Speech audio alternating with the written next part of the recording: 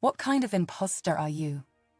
Imposter syndrome, also known as perceived fraud, is an internal experience of doubt and the belief that you are not as competent as others think you are. It can negatively affect work, relationships, and personal life. It is often the result of systemic influences operating outside your mind. Such external factors may include family and social environment, gender bias, and racism.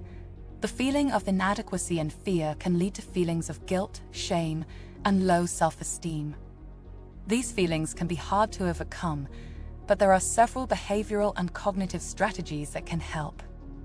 What kind of imposter are you? Let's describe some of the most common symptoms. If the description sounds familiar to you and you're answering the questions in the affirmative, you probably identify with that type of imposter. The first syndrome is the perfectionist, who convinces you that any mistake is a sign that you are a fraud. Thus, it keeps you double-checking all the details all the time. Perfectionist expectations are impossibly high.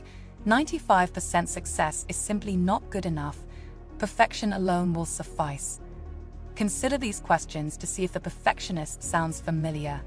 When you make a mistake, do you have trouble letting it go? Are you generally too prepared for meetings or presentations? The next imposter syndrome is the workaholic, who tells you that you have to be a superhero to prove you're competent. Hard work will overcome the perceived lack of ability. If you are not talented like others, you will have to overcome them.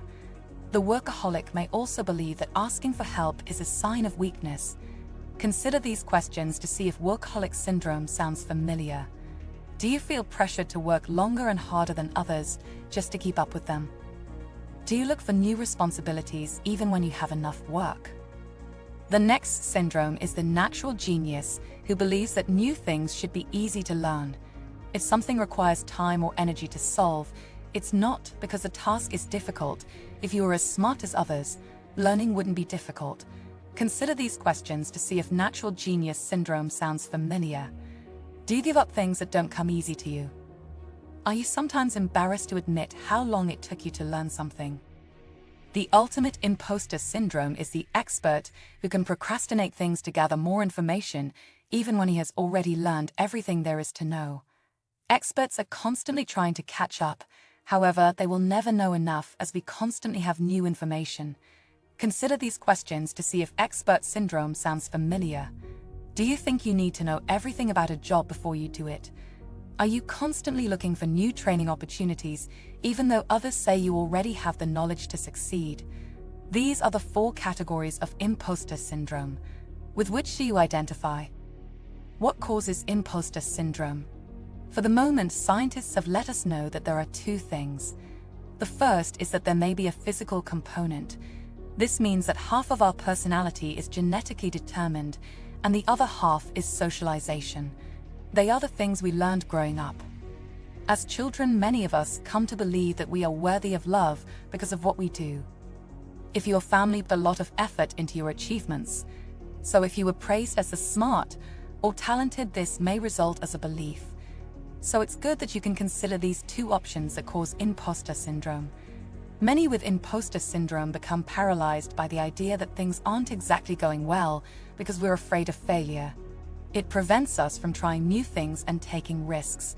So let's figure out some ways we can detach ourselves and get comfortable with new challenges. First, start with small goals. Our goal is to build resilience. That's our ability to bounce back when things go wrong, realizing that failure isn't the end of the world. So choose something small and act accordingly. Try a new sport. Interview for a position for which you are not fully prepared. Here's an exercise. I want you to think you're a good skater. Pretend that you are for this exercise. Do you do it right? I want you to visualize how you feel. Pause the video and reflect. It really feels good. Visualization will help you feel better. The more you practice this, the better you will become. Finally, use physical changes to generate positive emotions. Think about how you act physically when you are sure of yourself. You stand up straight, make more eye contact, and speak a lower but confident tone. Your body language does not lie. Adopt a good posture. You're probably not going to stop having some feelings of imposter syndrome altogether yet. That's not realistic. But now that you know what kind of imposter you are, you can work on them. I hope you work on yourself to develop more confidence and reveal your true potential. Thank you for watching.